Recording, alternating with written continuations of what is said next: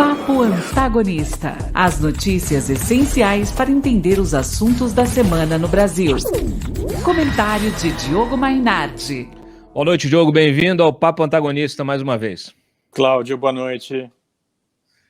Diogo, o Renan, mais uma vez, querendo aparecer, né? Vazou aí uns trechinhos do relatório, irritou muita gente, outros colegas ali de dentro da própria CPI, o presidente da CPI, o relator da CPI, e acabou minando o próprio relatório, né? De alguma maneira, esses vazamentos, essa tentativa de culpar, de indiciar, de pedir o indiciamento de Bolsonaro por crimes que talvez não estejam muito bem fundamentados, acaba afetando a credibilidade do trabalho da própria CPI, né? O que é inacreditável, né? Depois de tudo que nós vimos, de tudo que foi mostrado, documentado na CPI, é uma injustiça. Né? Você viu os depoimentos de hoje, né? Dessa gente que manifesta a própria dor. Eu dei o meu depoimento pessoal pela perda do meu pai por Covid. Eu fui vítima não é um exagero dizer, mas eu fui envolvido nesse espetáculo macabro do bolsonarismo com a tentativa de negar publicamente que meu pai havia morrido de Covid. Com a Nise Yamaguchi e toda essa turma dela, chegaram a me acusar de querer explorar a morte do meu pai para jogar a culpa da epidemia no Bolsonaro, como se ele não fosse muito menor do que todas essas questões de vida, né? De afeto. Eu fora do meu expediente, desligando aqui, não vou pensar no Bolsonaro, vou pensar no meu pai. Então ele é uma titica perto do resto da vida. Jamais usaria meu pai, a morte do meu pai, para tentar atacar esse demente, esse imbecil desse monstro. Mas é evidente que a máquina de propaganda bolsonarista que falsificou a morte do meu pai, usando inclusive essa Nise Yamaguchi, acabou fazendo a mesma coisa numa escala colossal no Brasil inteiro. E nós vimos hoje o depoimento dessa gente que é vítima direta da delinquência bolsonarista. O cara tem de ser preso, né? Ele tem de ser condenado, enquadrado, condenado, processado, preso, tudo mais, perder pelos direitos políticos. A gente vem repetindo isso há tempos. Não dá para transformar isso tudo numa peça de propaganda eleitoral do senhor Renan Calheiros, né? E por isso mesmo o trabalho do Alessandro Vieira, por exemplo, foi muito importante porque colocou na balança o trabalho sério dele, o do Reale também, dos juristas do Reale.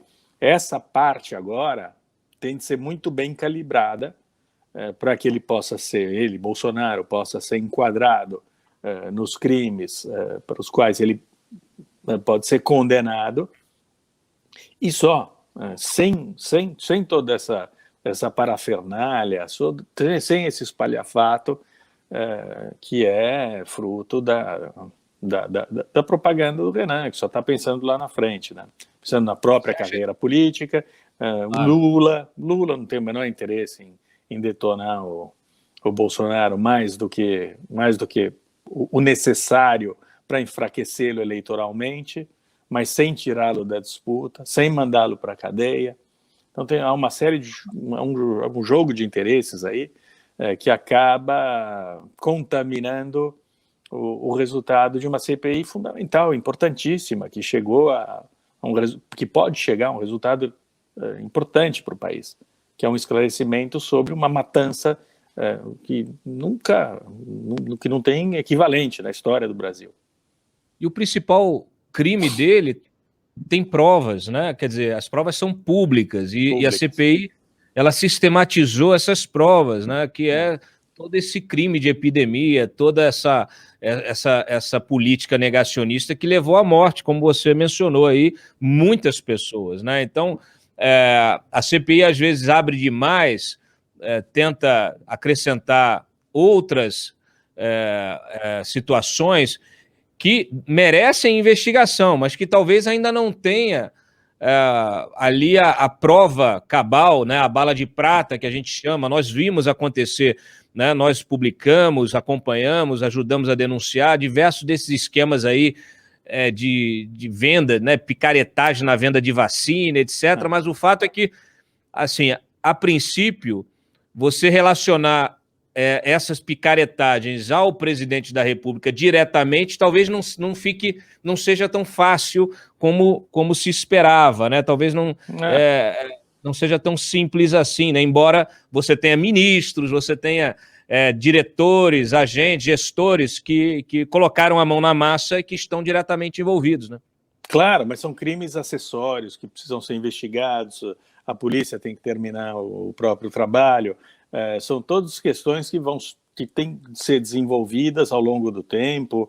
As pessoas os responsáveis têm de ser incriminados, mas quando você pega um caso como o da Prevent Senior, por exemplo, que é absolutamente escandaloso, vai provavelmente acarretar a prisão dos diretores do plano de saúde, o fechamento desse plano de saúde, se não a intervenção, o próprio fechamento, mas isso tudo é acessório. Como você disse, os crimes do Bolsonaro são flagrantes. Ele agiu numa lógica de difusão do vírus, uma negligência criminosa por parte dele, porque impediu a população, ativamente impediu a população de se proteger com isolamento social, com o uso de máscaras. Ele vendeu para as pessoas, para os doentes, um remédio. Ele vendeu para as emas também, não só para as pessoas. Um remédio que foi ridicularizado pela ciência numa infinidade de estudos. Ele continua a fazer isso, aliás, atrasou a compra das vacinas. Isso tudo é fartamente documentado. Perder tempo com o cartucho é ofensivo com os mortos, porque o que interessa, o filé mignon dessa CPI, é o indiciamento do Bolsonaro por homicídio, ou homicídio por omissão, como se diz. Ele foi omisso, foi negligente, mas ele teve uma participação ativa também nesses assassinatos em série, né? E isso tem de ser julgado.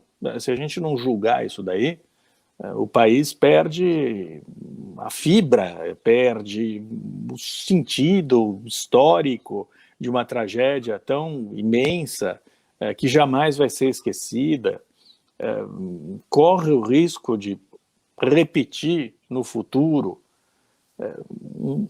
um erro tão gigantesco quanto esse, que foi eleger essa besta, esse bárbaro, esse monstro que é o Bolsonaro. Então, tudo isso tem de ser passado a limpo, e a maneira de passar a limpo é enquadrá-lo de maneira correta e mandá-lo para o banco dos réus com os crimes condizentes com o crime gigantesco que ele cometeu, né? É isso aí.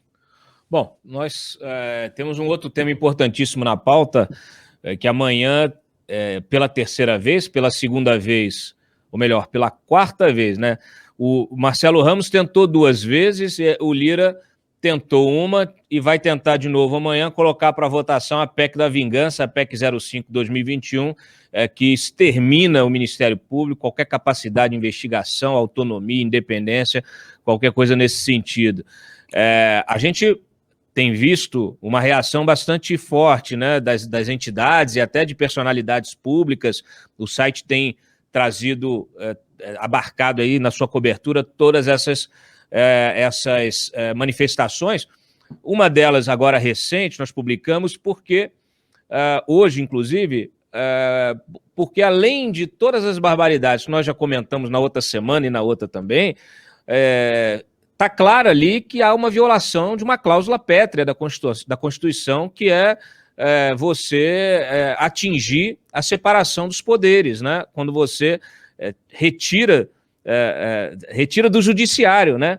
Retira do judiciário o controle do Ministério Público e passa ao Congresso, quer dizer, de uma forma indireta, mas é isso que está acontecendo, né?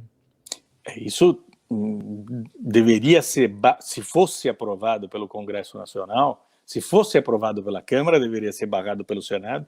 Se não for barrado em nenhum lugar, deveria ser barrado, evidentemente, pelo STF. Se o STF não tivesse uma gana para estrangular o Ministério Público, ele também, né? Porque é uma extensão na cabeça dessa gente, é uma extensão da Lava Jato, que foi, na verdade, a única investigação que, de fato, colocou essa gente na cadeia, né? Então, quando a gente fala em Ministério Público, é ação do Judiciário, etc., etc., a gente está falando dessa minoria da minoria da minoria da minoria, que foi a Lava Jato, com o Sérgio Moro, com o TRF4, e que não existem mais, já foram exterminados, e agora a tentativa, sob o comando do Arthur Lira, é extinguir para sempre qualquer possibilidade de que algo semelhante possa se repetir no país. Eles já desmantelaram todo o arsenal que havia para o combate à corrupção. Esse é o golpe final, né? O golpe que realmente impede qualquer tipo de ação contra os políticos corruptos e contra os empresários corruptos, mas, sobretudo, no caso deles, dos políticos, os quadrilheiros que ocupam os bancos do Congresso Nacional. É incrível, né? O Moro hoje, finalmente, se colocou em primeira pessoa num vídeo publicado no Twitter, para quem tinha dúvidas de que ele vai se candidatar à presidência da República, é bom saber que ele vai, e é bom saber também que ele, a partir de agora, vai poder falar de temas importantes para o país, inclusive no combate à corrupção. E é isso aí, a gente vai ter que reverter isso daí de alguma maneira. Para mim, a prioridade é chutar o Arthur Lira para sempre do comando da Câmara, quer dizer, que ele não seja reeleito. O plano dele é ser reeleito. Seria depois de tudo que ele fez, seria uma barbaridade tão imensa. Essa é a prioridade número 1 para o novo governo. Espero que seja um governo da terceira via, que seja o Sérgio Moro, Eduardo Leite, mas que a primeira coisa seja não fazer um acordo com o Arthur Lira e com o PP. Espero que eles virem párias como o Bolsonaro, a quem eles abraçaram. Eu acho que, no fundo, o Arthur Lira sabe que não vai ser reeleito, por isso ele está correndo tanto. Hoje saiu, inclusive, um levantamento no Globo mostrando que ele é recordista em pautar requerimentos de urgência, né? Foram aprovados na sua gestão, que começou há pouco tempo, 102 pedidos de urgência. Isso aí em 9 meses, nos primeiros 9 meses do ano da sua gestão. Quer dizer, eu até alertava aqui na semana passada, acho que a gente até comentou na conversa na segunda-feira passada, que o Lira ele está fazendo a portas fechadas uma nova constituinte, né? Porque ele aprova boa parte desses requerimentos aqui, tratam de PECs, né? Propostas de emenda constitucional que deveriam ser debatidas de uma forma ampla, profunda, e elas são jogadas no plenário, muitas vezes passam como essa mesmo, a PEC da vingança, que não é nem debatida na comissão especial, na CCJ, nada, vai para o plenário, aprova a toque de caixa e, na verdade, você está mudando a Constituição. É incrível. E, obviamente, você se lembra, mas é bom lembrar aqui também, que ele se elegeu à presidência da Câmara prometendo justamente dar voz aos deputados, né? Essa era a bandeira da campanha dele, era ouvir todos os deputados, ao contrário do que fez e do que faz o Rodrigo Maia. Eu, Arthur Lira, vou fazer essa gestão colegiada da Câmara e vou dar voz para cada deputado. Na verdade, o que ele fez foi o contrário, né? Ele cassou qualquer tipo de discussão e tenta aprovar na marra todas as matérias de interesse pessoal dele ou de uma banda, de um bando qualquer que esteja associado a ele, E é isso aí, é uma ótima definição essa tua. O cara está fazendo uma constituinte sem passar por todas as outras instâncias, sobretudo a instância plebiscitária da população, né? Ele não foi eleito para isso. Ele não foi eleito para fazer uma nova constituinte, ele não foi eleito presidente da Câmara para fazer isso. Não existe uma constituinte. E tudo que ele faz, inclusive a aprovação de medidas inconstitucionais, deveriam acarretar algum tipo de punição para ele também, né? Política, pelo menos. Ele está fazendo o que quer e só dá voz para quem for repetir o discurso dele, né? Dá voz para deputado se for para repetir o que ele está falando. E mente descaradamente, como aconteceu na semana passada, quebrou o decoro e ninguém faz nada. É um silêncio absoluto. Você mencionou o Moro, eu queria falar de eleição rapidamente. Eu acho que é fundamental, né, o Moro aproveitar, mesmo que não seja eleito, mesmo que não consiga passar para oficializar, formalizar, ele obviamente, vai se filiar, vai lançar a pré-candidatura, a gente não sabe se isso vai crescer, se vai chegar ao ponto de realmente se tornar o principal nome da terceira via. Você mencionou já na semana passada que ele vai apoiar aquele que for mais forte. O fato é que, seja para o que for, esse espaço que ele vai ganhar de publicidade espontânea, de você poder travar debates publicamente, que até então o Moro vem reagindo com silêncio, né? Vinha reagindo com silêncio em relação a tudo que fizeram contra a Lava Jato. E o Moro, se há alguma coisa que ele precisa fazer, é defender o seu legado, defender aquilo que ele fez quando era juiz da Justiça Federal, da 13ª Vara no Paraná, né? Ele que já tinha um histórico com Banestado, com vários outros casos, já tinha até prendido o Alberto Youssef, voltou a prender na Lava Jato, ajudou a transformar, assim como os procuradores na Lava Jato, nesse case internacional. Quer dizer, todo mundo lá fora olha a Lava Jato como um exemplo a ser seguido, e nós estamos destruindo este próprio exemplo, e tudo foi feito sob silêncio, né? Muitas vezes por limitações funcionais, ou uma hora ele era juiz, outra hora ele era ministro, outra hora ele não quis falar porque era advogado contratado lá naquela empresa, na Alvarez e Marshall. O Deltan e a turma e os outros procuradores, se abre a boca, vai para o CNMP. Então agora, pela primeira vez, você vai ter um Moro livre para o debate público para defender o seu legado, né, Diogo? Eu acho duas coisas a respeito disso. A primeira, sim, eu até escrevi aqui, ele tinha praticamente a obrigação de se candidatar. Obrigação. Porque ele vai lá, ele tem que ir para o pau, ele tem que defender o pouco que resta e defender uma restauração, na verdade, de coisas que foram perdidas, sacrificadas por esse governo, pelo Gilmar Mendes, pelo STF, pelas manobras golpistas que foram aprovadas, que continuam sendo aprovadas, como nesse caso do Ministério Público.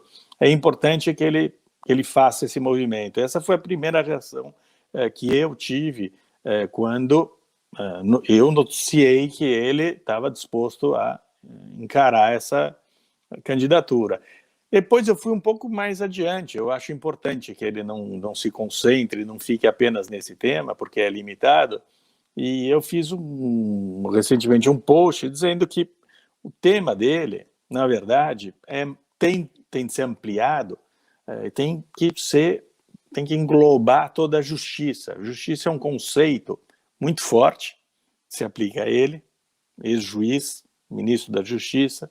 Justiça é um tema que se aplica a ele e que inclui, evidentemente, a justiça social, inclui os direitos das pessoas na economia, no bem-estar, a educação de qualidade, todos esses fatores, e acho que a contribuição dele pode ser muito maior do que se imagina.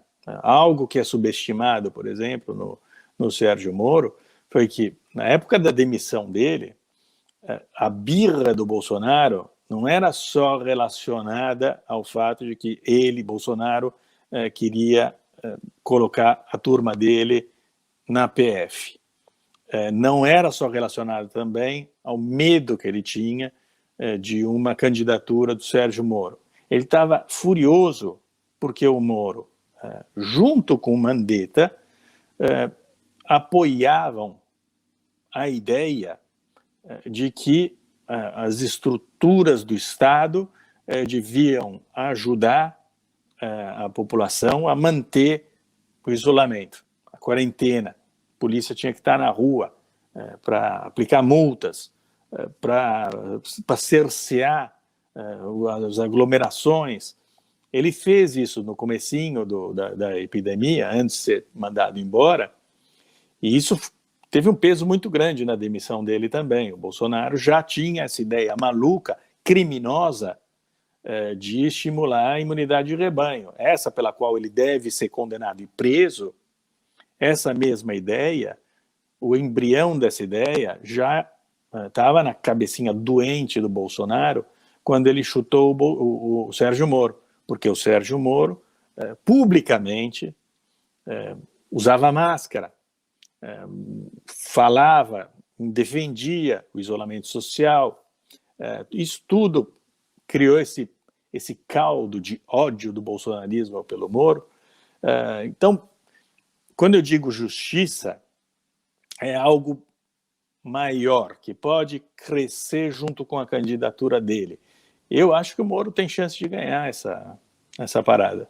E vendo de fora, vendo de longe, eu não tenho a menor ideia de como o brasileiro vota. Eu acho que se o Eduardo Leite passar nas prévias, a briga vai ser boa, porque eu sinto que o mercado financeiro tem preferência pelo Eduardo Leite, afinal de contas, a gente sabe os motivos, né? O Moro, ele não tem, vamos dizer assim, ele não é um sujeito da política, né? O Eduardo Leite, de alguma maneira, ele já é da política, já é um ser conhecido, né, na atuação política, então, como o mercado gosta de previsibilidade, é natural que ele prefira uma terceira via à la Eduardo Leite. Eduardo Leite é ambicioso, ele não vai deixar barato. Se ele conseguir ganhar do Dória, né, que é um sujeito muito mais experiente politicamente, ele não vai querer perder para o Moro, mas aquilo que você sempre ressalta,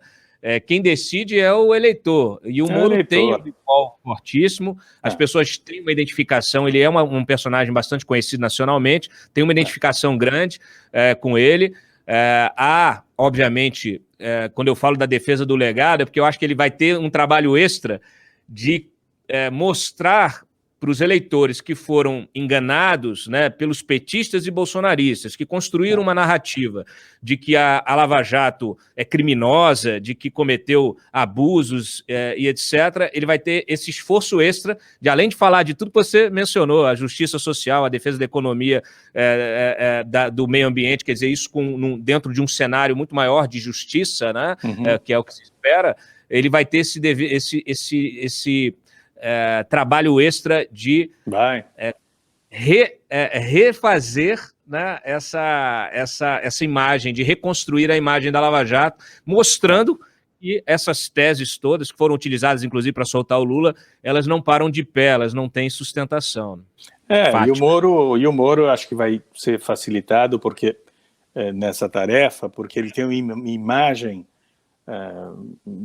de alguém extremamente agressivo, já que ele agrediu a corrupção, né, e os corruptos, mas na verdade ele é uma pessoa muito pacata, muito equilibrada, muito centrista. O Eduardo Leite é um excelente candidato, ele tem um ar novo, ele tem uma cara nova, de fato ele atrai o mercado financeiro, mas não só isso, acho que ele pode ampliar o universo eleitoral dele para todos os lados, e para cima, para baixo, para um lado, para o outro. É um ótimo candidato, e eu tenho certeza que eles vão acabar se compondo. Eu não tenho a menor dúvida sobre isso. Que puder qualificar o debate já é bem-vindo, né, Diogo? Para nós é absolutamente imprescindível que haja uma candidatura, que haja um candidato votável, mesmo que ele tenha 0,2% dos votos, dane-se, né? Quer dizer, a gente tem que ter um representante, alguém para o qual você pode votar sem se enforcar. Essa é uma condição essencial para o brasileiro. Acho que tem que ter uma alternativa. Bah, eu vou me jogar da janela se os dois chegarem no segundo turno, mas eu aposto que eles não vão chegar no segundo turno. A minha é um pouco de torcida, é muita torcida, mas é também uma certa intuição, um certo olfato. Eu acho que tem uma abertura para que se ofereça algo ligeiramente diferente, quer dizer, não o bolor, não o velho caquético Lula, e não o podre, doente, mortífero Bolsonaro. Muito bem. Diogo Mainardi, obrigado pela tua participação aqui no Papo Antagonista. Obrigado a você, Cláudio. Obrigado. A gente se vê. Abração. Tchau. Papo Antagonista. Reportagens exclusivas, bastidores do poder e análise com quem faz notícia.